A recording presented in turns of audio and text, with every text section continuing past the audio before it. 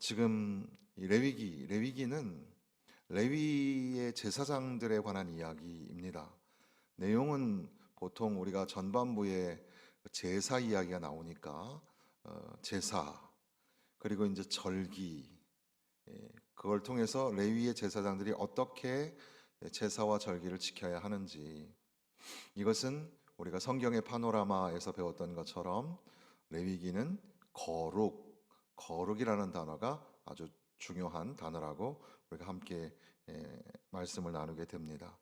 레위기를 읽을 때마다 우리는 하나님의 예배자의 자리, 그러니까 우리도 왕 같은 제사장으로 부르셨는데 우리가 과연 하나님 앞에 어떻게 예배하고 어떻게 살아서 어떻게 거룩한 삶을 올려드릴 수 있을까, 여기에 우리가 초점을 맞추게 됩니다.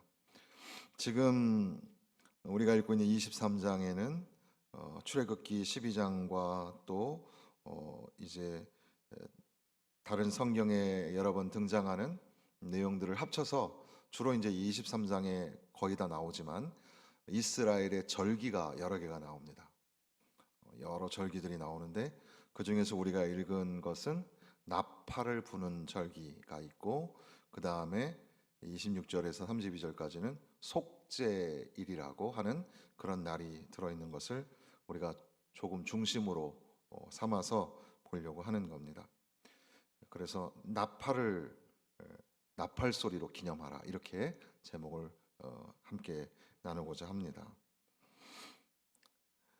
나팔 소리가 의미하는 바는 여러 가지가 있겠지만 나팔은 신호입니다. 신호, 사인이고 신호입니다.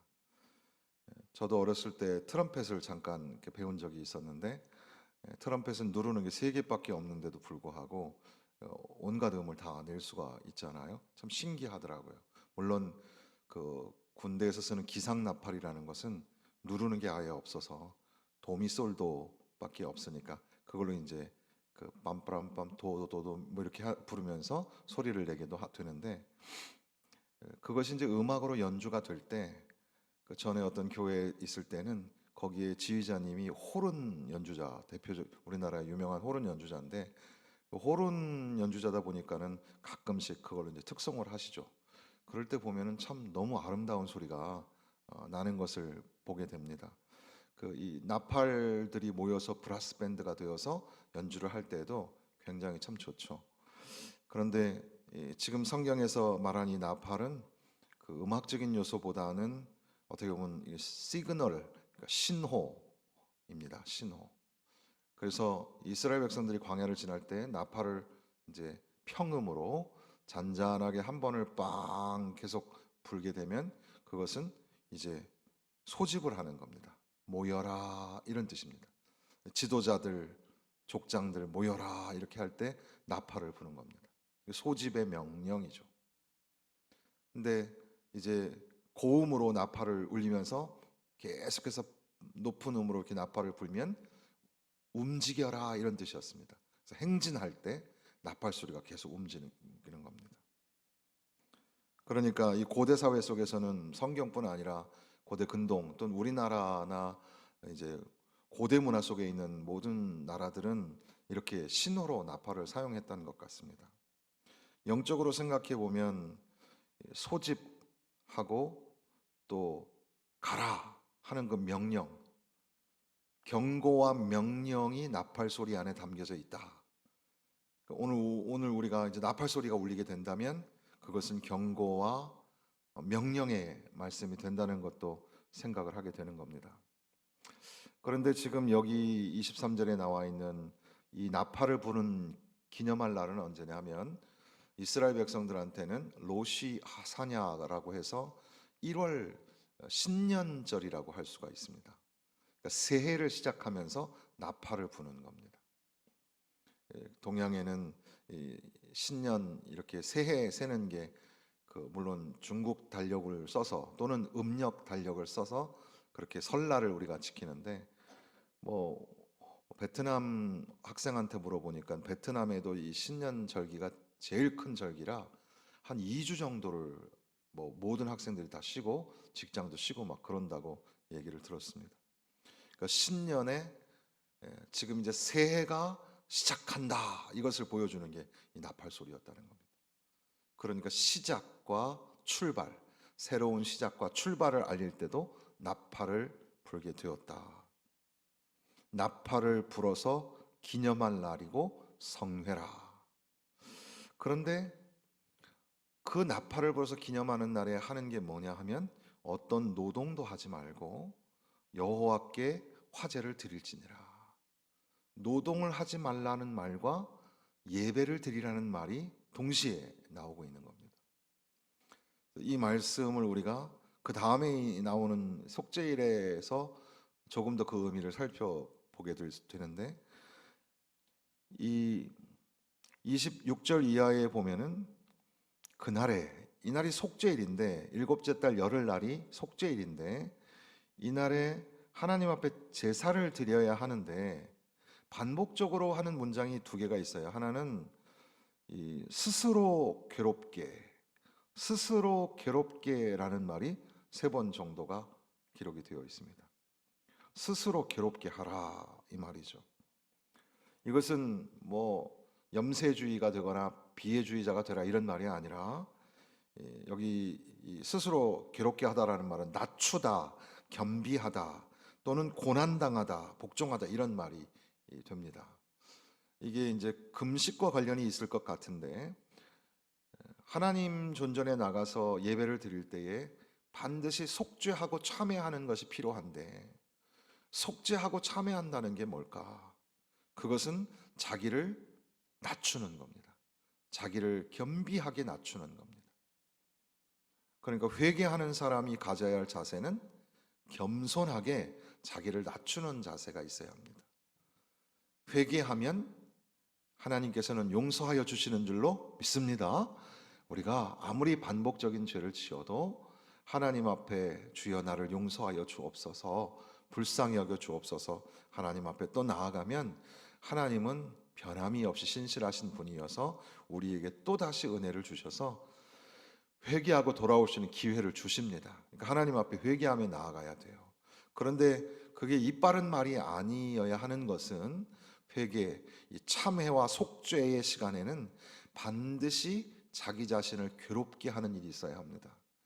그것을 금식이라는 어떤 예식으로 우리가 받아들여도 되겠지만, 영적인 신앙적인 의미로 본다면 자기 자신을 겸비하게 낮추고 주께서 하시는 말씀에 복종을 하는 것이 적극적 회개라고 할 수 있습니다.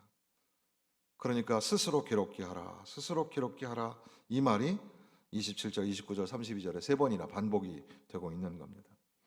그러니까 성회로 모여서 하나님 앞에 나아가는 그 예배는 하나님 앞에 속죄하는, 참회하는 마음으로 나아가야 하는데, 그것은 자기 자신을 낮추는 데 있습니다. 그렇다고 뭐 90도로 인사하고 다녀라 이런 말이 아니라, 또 뭐 목사님이나 지도자들의 말에 그냥 들으세요, 순종하세요, 이런 의미가 아니라, 내가 하나님 앞에 가지고 있는 주장이나 고집이 있다면, 또는 내 생각이 있다면 이 모든 것들을 잠시 좀 내려놓고 주님이 말씀하시면 제가 듣겠습니다, 이런 마음으로 나아가는 그 걸음이 참회, 속죄의 걸음이 된다는 사실입니다. 또 하나는 똑같이 이렇게 3번씩 반복하는 말이 또 하나가 있는데, 그것은 뭐냐면 아무 일도 하지 말라, 이런 말입니다. 아무 일도 하지 마라. 28절, 30절, 또 31절에 아무 일도 하지 말라라는 표현이 나오고 있습니다. 여기에 나오는 것은, 이 일이라는 것은 뭐 노동이나 생업뿐 아니라 우리의 삶의 생계 유지에 걸려 있는 모든 것들이 다 관련이 있을 텐데, 절기에 하나님 앞에 나아가 예배하는 자는 모든 하던 일들을 멈추어야 된다는 겁니다. 그 의미가 뭘까요? 그 모든 일을 멈추고, 사람들은, 유대인들은 나중에 이제 그 일 하나 안 하나, 움직이나 안 움직이나 이거 가지고 올무에 걸려 넘어지게 했는데, 그게 중요한 게 아니라 일을 하지 말고 집중해서 해야 될 일이 뭐냐면 하나님 앞에 예배하는 일이었습니다. 그러니까 하나님 앞에 나아가는 이 속죄일이 어떤 의미가 있냐면 백성들의 죄를 대신해서 1년에 한 번 대제사장이 그렇게 성소에 들어가서 이렇게 하나님 앞에 백성을 대신하는 그런 제사를 드리는 날이거든요. 그러니까 참 굉장히 중요한 날이에요. 그날에는 우리가 아무 일도 하지 마라. 아무 노동도 하지 마라. 이것은 그저 그냥 우리의 행동을 뭐 움직이는 거 하지 말라 이런 의미라기보다는 하나님께만 집중하고 하나님만 바라보는 그런 예배를 의미합니다. 어떻게 보면 우리가 시간적으로 보면 주일이 그렇습니다. 주일은 주께서 소집하시고 명령하시는 아주 중요한 절기입니다. 날마다 주님이 부르시고 명령하시고 그 앞에 참회와 속죄로 나아가는 예배가 있는 그게 바로 주일이고, 또 우리 오늘 이렇게 수요일처럼 이렇게 우리가 공적으로 드리는 예배들이 있는데 이 예배의 정신도 결국은 아무 일도 하지 마라. 오직 하나님만 바라보고 하나님만 생각하라. 거기에 방점이 있습니다. 아무 일도 하지 말라. 이날은 안식일이라. 이 안식일의 정신이 있는데 우리가 잘 아시는 것처럼 안식일은 무엇과 관련이 있을까요? 제일 먼저 우리가 생각해 볼 것은 창조죠, 창조. 하나님께서 세상을 창조하시고 이제 일곱째 날에 안식하게 되셨다. 그것이 안식의 정신입니다. 쉬어라, 쉬는 날이니 이렇게 할 때는 우리는 항상 하나님께 집중하는데 그 하나님이 어떤 분이시냐면 우주 만물을 창조하신 하나님, 무에서 유를 창조하신 하나님. 그러니까 하나님께 집중할 때 우리는 창조자이신 하나님을 바라보는 겁니다. 그러니까 오늘 우리의 삶에 문제가 있죠. 오늘도 걱정과 근심 또 아픈 몸으로 오신 분들도 계실 겁니다. 예수의 이름으로 여러분의 문제가 해결되고 응답받고 고침받을 수 있기를 바랍니다. 근데 우리가 그렇게 되는 것을 믿는 것은 우리가 믿는 하나님이 어떤 분이시냐면 천지를 창조하신, 우주를 창조하신 창조자이시기 때문에 우리는 헛된 우상에게 헛된 제사를 드리고 있는 것이 아니라 사신 하나님께 드리는, 살아계신 하나님께 드리는 산 제사로, 영적 제사로 하나님 앞에 나아가고 있기 때문에, 또한 이들이 그 안식일을 지키는 것은 그날이 구원의 날이었기 때문이었습니다. 그래서 이스라엘 백성들이 애굽을 나올 때에도 이제 그 유월절을 지키면서 이제 죽음의 사자가 넘어가는 그 가운데 이제 이스라엘 백성들이 구원을 받아 건짐을 받게 되는 그런 상황 속에서 이 사바스, 안식일을 지키게 되는 겁니다. 그러니까 이 안식일을 지킨다라는 것이 굉장히 의미 있는 일인데, 하나님께 집중하여 제사하고 예배 드릴 때에 우리에게는 하나님은 창조자이시며 동시에 우리에게 구원자가 되신다. 나를 구원하여 주실 분 오직 예수. 이게 이제 오늘 레위기의 정신인 겁니다. 그러니까 간단하게 우리가 예배가 뭘까? 예배는 하나님께 집중하는 겁니다. 하나님 앞에 나아갈 때 우리는 참회와 속죄, 그러니까 회개하는 심령으로 나아가는 겁니다. 우리를 대속하여 주시기 위하여 십자가에 죽으신 어린 양의 보혈을 힘입어 하나님 앞에 나아가는 겁니다. 그리고 또한 그 하나님 앞에 나아가는 자는 그 회개가 가지고 있는 정신처럼 겸손히 자기를 낮추는 겁니다. 복종하고 낮추는 겁니다. 그리고 하나님께 집중하는 것, 아무 일도 하지 말라는 것은 하나님께 집중하라는 뜻입니다. 그러니까 조금 과장된 표현이기는 합니다만 여러분들 어떻게 생각하실지 모르겠습니다. 주일날 우리가 교회 와서 여러 가지 일들을 분주하게 하잖아요. 근데 그 분주한 일이 중요하지 않다는 뜻은 아닌데, 그러나 그 일 때문에 하나님께 예배하는 것을 소홀히 한다면 그러면 뭐가 잘못된 거예요. 우리의 모든 조직과 모든 움직임은 무엇을 위하여 존재하냐면 예배하는 것에 존재합니다. 안내나 방송이나 뭐 찬양팀이나 모두가 다 하나님 앞에 예배, 하나님을 영화롭게 하기 위해서 우리는 모이는 겁니다. 그런데 오히려 그렇게 우리가 하는 거가 더 신경이 쓰여가지고 뭐 성가대를 하거나 구역장을 하거나 교사를 하거나 자기 일 열심히 하는 건 좋은데 그것 때문에 예배가 멈추거나 예배가 손해를 본다면 하나님이 기뻐하시는 일이 아니에요. 그걸 우리가 잘 알아야 돼요. 차라리 그러려면 아무것도 안 하는 게 좋아요. 앞서 말씀드린 것처럼 지금 여기 본문의 말씀하고 조금 결이 다르지만 아무 일도 하지 말라. 이 말씀을 들을 때 저는 그런 생각이 좀 들어요. 하나님 앞에 예배하는 데 있어서 걸림이 되는 것들은 안 하는 이만 못해요. 그러니까 오직 하나님께만 집중해서 예배를 드려야 합니다. 하나님은 어떤 분이세요? 하나님은 우주 만물을 창조하신 창조자. 하나님은 저와 여러분을 죄와 사망에서 건지시는 구원자. 창조자요 구원자이신 하나님 앞에 집중하여 예배를 드리는 겁니다.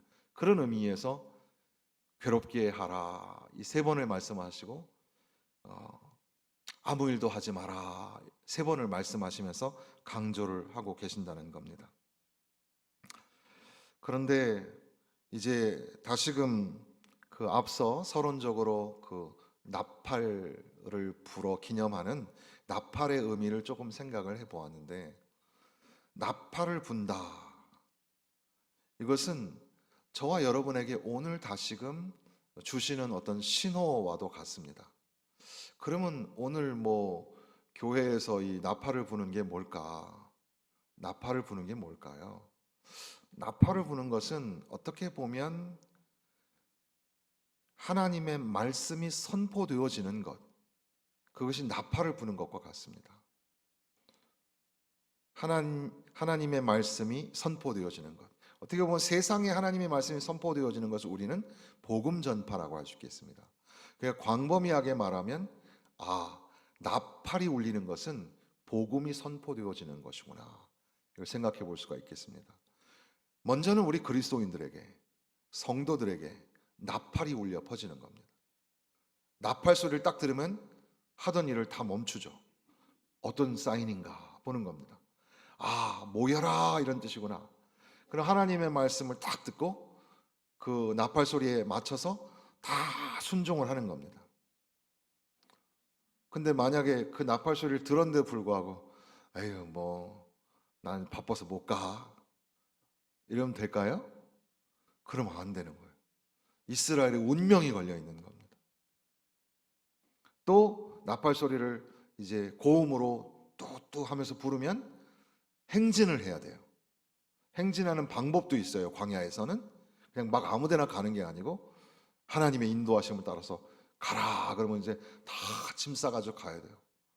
근데 나팔 소리가 울려서 가라 하는데도 불구하고 나는 지금 솥한지 지금 내렸는데 또 가라 그러면 어떡하냐고, 하나님도 참 염치도 없으셔 하면서 그냥 내 입장도 좀 생각해 줘야지 하고 나는 여기서 솥단지 놓고 좀 이따가 갈려 할 수 있을까요? 그게 안 된다는 거예요. 나팔이 딱 울려 퍼지는 순간 다 짐 싸야 돼. 그리고 가야 되는 거예요. 왜냐하면 하나님의 말씀이기 때문에. 그런 의미로 본다면 하나님의 말씀이 가라 하면 가면 돼요. 하나님의 말씀이 멈추라 하면 멈추시면 됩니다. 근데 왜 우리는 그게 잘 안 돼요? 말이나 행동에 있어서 하나님이 우리에게 멈추라고 하시면 딱 스톱을 하시면 돼요. 그게 제일 빠른 하나님의 치료 방법이에요. 이게 하고 싶은 말이 많으시잖아요? 그럴 때도 하나님이 멈추라 하면 멈추면 돼요. 그러면 그럼 내 아픈 거 누가 알아주나요? 하지만 하나님은 다 아세요. 행동도 마찬가지예요. 하고 싶은 액션이 많으시잖아요. 그럼에도 불구하고 하나님이 멈추라 하면 멈춰야 됩니다. 반대로 우리는 청개구리 같아서 그래서 꼭 반대로 하는 걸 좋아하는데, 하나님께서 가라 그러면 또 썽을 내죠. 못 간다고. 내 나이가 지금 몇 살인데 어딜 가냐고. 못 움직인다고. 그저 가라 그러면 어떻게 하면 돼요? 다리를 절면서도 가시면 돼요. 하나님이 만약에 오늘 우리를 데려가신다고 생각해 보세요. 어떻게 하실래요? 내가 아무 일도 안 해도 오늘 데려가시고 주님 일 해도 오늘 데려가신다면 어떻게 할까요? 주님 일 실컷 하고 하나님이 데려가셔야 되지 않겠어요? 하나님이 가라 말씀하시면 우리는 그저 네 하고 가면 우리 형편을 모르시는 게 아니라 오히려 그것이 우리를 낫게 하시는 것이며 우리의 기도에 응답하시는 사실 그 길이 지름길이라는 사실을 우리는 잊어버리면 안 됩니다. 믿지 않는 사람들에게 나팔 소리가 울려 퍼질 때 이것은 구원의 소식이에요. 구원의 복된 소식이에요. 그 나팔 소리를 들으면 무슨 소리지? 라고 빨리 모여야 되는 겁니다. 그리고 그 나팔 소리에 따라서 하나님 앞에 나아가서 여기 들려지는 말씀처럼 스스로 속죄하고 회개하고 그리고 하나님께 집중하고 하나님 앞에 예배하라. 하나님 앞에 예배하러 나아가는 자가 죄인인 것을 깨닫고 주님 앞에 회개하면서 예수께서 우리에게 하나님께로 나아가는 길을 내어주셨는데 그 길을 따라서 회개하는 심령으로 나아갈 때 그 영혼은 하나님이 건지시고 살려주신다는 사실이죠.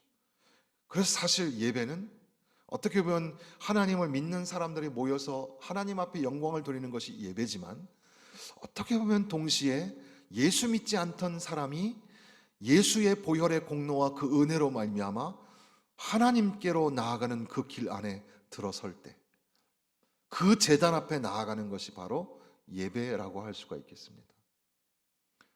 그 예배로 하나님이 우리를 부르시는 것이 나팔이 울려 퍼지는 것과 같다는 겁니다. 성경에 보면은 재미있는 말씀이 있는데 성경에는 나팔에 관한 이야기가 있어요. 구약에 이런 레위기에서만 나오는 게 아니라 바울 사도가 보통 바울 사도가 그 음악을 잘했는지는 알 수는 없습니다.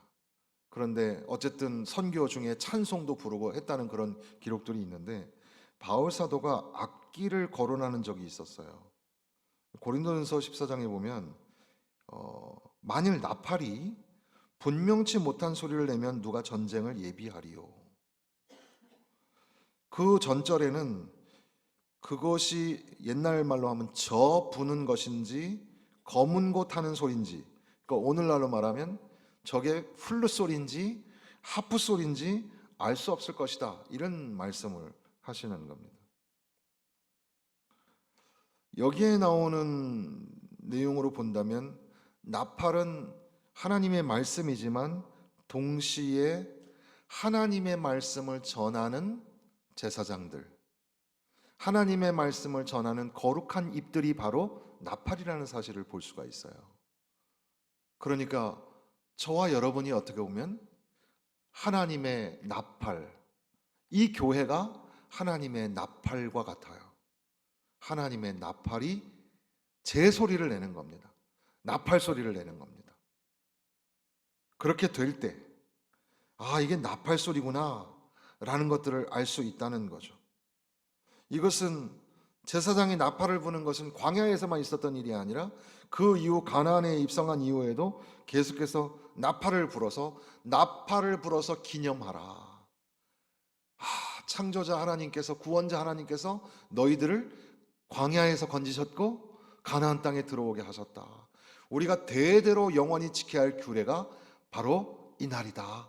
안식일이요 예배하는 날이다. 이것을 나팔로 울려 퍼지게 하는 일을 제사장들이 맡았다는 사실입니다. 그리고 또한 더 나아가서 보면 이 나팔을 불라라는 말이 민수기 10장 10절에 보면 너희 희락의 날과 너희 정한 절기와 월삭에는 번제물의 위에와 화목제물의 위에 나팔을 불라. 그로 말미암아 너희 하나님이 너희를 기억하리라. 그러니까 정해진 절기와 월삭 때 하나님 앞에 희생 자사를 드릴 때에도 나팔을 불었다는 거죠. 희생 제사는 영적으로 보면 예수님의 십자가를 우리가 생각하게 되는데, 죄가 대속된 것을 기억하고 기념하여 나팔을 불었다는 의미는 아마도 감사의 나팔이라고 할 수 있겠죠. 그러니까 우리가 회중을 향하여 하나님의 말씀을 나팔로 울려 퍼져서 대대로 기억하라. 이 날은 안식일이다. 이 날은 창조의 날, 이 날은 구원의 날이다. 그러므로 하나님께만 집중하자라고 예배의 나팔 소리를 울려 퍼지며 동시에 하나님이 우리를 살려주신 것, 하나님이 부어주신 그 축복과 은혜, 모든 것이 은혜요, 모든 것이 하나님 앞에 감사할 것이다 라고 선포하는 나팔 소리, 그것이 바로 오늘 저와 여러분이 불어야 할 나팔 소리라는 사실입니다. 교회가 나팔 소리가 울려 퍼져야 하죠. 제사장들이 나팔을 불면서 자, 기억하라, 기념하라, 예배의 자리로 나아가라, 이렇게 말씀하시는 겁니다. 그런데 우리는 나팔 소리 하면 또 신약 성경에서 우리가 뺄 수 없는 그런 성경 구절들이 몇 개가 있잖아요. 여러분들도 다 아시는 말씀들인데, 보라 내가 너희에게 비밀을 말하노니 우리가 다 잠잘 것이 아니요 마지막 나팔의 순식간에 호련히 다 변하리니. 나팔 소리가 나매 죽은 자들이 썩지 아니할 것으로 다시 살고 우리도 변화하리라. 데살로니가전서 4장에는 주께서 호령과 천사장의 소리와 하나님의 나팔로 친히 하늘로 쫓아 강림하시리니 그리스도 안에서 죽은 자들이 먼저 일어나고. 그러니까 하나님의 나팔 소리가 울려 퍼지게 된다는 겁니다. 하나님의 나팔 소리, 그것은 주님이 다시 오시는 아주 특별하고 놀라운 사건이죠. 우리는 항상 귀를 기울여야 합니다. 마라나타의 신앙을 갖고 아멘 주 예수여 어서 오시옵소서. 주님이 오시는 그날에 하나님의 나팔 소리가 울려 퍼지고 천지가 진동할 때, 그때 하나님 앞에 두 손 들고 나아가며 하나님을 만나고 하나님을 영접하는 그 소망의 나팔을 우리가 바라보면서 살아가야 한다는 거죠. 그래서 이 레위기에 나와 있는 제사와 절기는 제사와 절기 자체로도 중요하지만 그것이 갖는 상징적인 의미가 굉장히 중요합니다.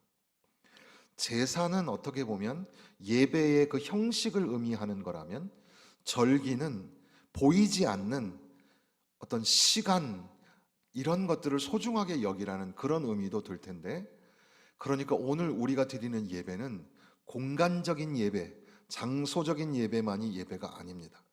이렇게 순서 따라서 드리는 예배만이 예배가 아니라 하나님이 가장 기뻐하시는 것이 예배고, 하나님의 백성들이 반드시 잊어버리지 말고 나팔 소리를 불면서 기억해야 될 것이 하나님 존전에 나아가는 예배입니다.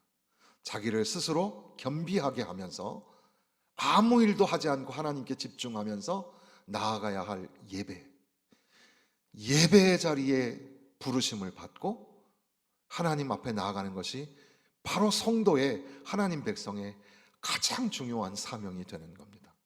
그러므로 극단적으로 말씀을 드리면 예배가 아니면 살 수 없어요. 예배 아닌 곳에 소망이 없어요. 그러니까 예배가 얼마나 중요합니까? 우리가 한 해를 마무리하면서 예배가 아주 중요합니다. 앞서 이스라엘 절기가 있었다 했잖아요. 지금 우리는 절기를 준비합니다. 우리가 부활절도 지나가고 추수감사절도 지나가고 이제 무슨 절이 오죠? 성탄절이 옵니다. 성탄절이 오고 그 다음에 이제 송구영신과 신년감사절이 오죠. 우리에게 주어주신 절기들입니다. 예배가 우리에게 계속 이어지고 있다는 것이 얼마나 감사한 일인지 몰라요. 그러므로 우리 영혼을 향하여 각성과 경고, 명령의 나팔을 불기를 예배하라, 예배하라. 구약의 표현으로는 제사하는 거죠. 아무 일도 하지 말고 하나님께 제사를 드려라. 그건데 오늘 우리식으로 읽으면은 예배하라, 예배하라. 우리 영혼을 향하여. 그리고 우리 성도들, 삶의 곤고한 문제로 지쳐있는 성도들, 여러 가지 그 영적인 프레셔, 이 억압을 받고 있는 사람들 많이 있잖아요. 또 육신의 질고와 마음의 병으로 힘들어하는 사람들도 있어요. 그거 어떻게 해결할까요? 어떤 게 응답일 것 같으세요? 가장 직선적인 방법, 가장 심플한 방법이 뭔지 아세요? 그게 바로 예배예요. 어떤 신령한 곳에 가가지고 기도받고 오는 게 중요한 게 아니라 하나님 전에 나오면 돼요. 하나님 전에 나가서 예배하고, 하나님은 살아계시는 거 믿으시기 바랍니다. 그러므로 하나님이 우리를 들어 사용하셔서 나에게 꼭 필요하신 말씀을 하세요. 그 말씀에 우리 순종하면 기적의 역사가 일어나게 되는 줄로 믿습니다. 그러니까 하나님 앞에 예배하라. 그러니까 우리는 나팔 소리를 불어서 우리 성도들에게, 야, 딴 생각하지 마. 다른 길 가가지고 해결 방법이 없어. 뭐 하면 될까요? 예배하라, 예배하라, 예배하라. 그리고 이제 이 교회가 별과 같은데, 교회가 하나씩 사라져가는 것 같아서 참 마음이 아파요, 요즘에. 그런데 교회가 나팔을 울려 퍼지면서 세상을 향하여서 복음을 선포하는 거예요. 하나님께로 돌아오라, 여호와께로 돌아오라. 하나님 앞에 나아가면, 참회하고 회개하며 주님 앞에 손들고 나아가면 하나님이 우리를 살려주시고 우리를 구원하여 주신다. 그렇게 하나님의 나팔 소리를 우리가 선포해야 하는 겁니다. 사랑하는 성도 여러분, 나팔 소리, 사실 이제 욥기와 또 에스겔서와 레위기, 어려운 본문을 택하면서 연말을 좀 경건하게 말씀을 수요일 시간에 함께 나누고자 했습니다. 그러면서 문득 드는 것이, 우리가 나팔수라는 사실을 잊어버리고 있구나, 그런 생각이 들었습니다. 하나님의 나팔 소리, 천사들이 울려 퍼지는 그 하나님의 나팔 소리를 상상해 보세요.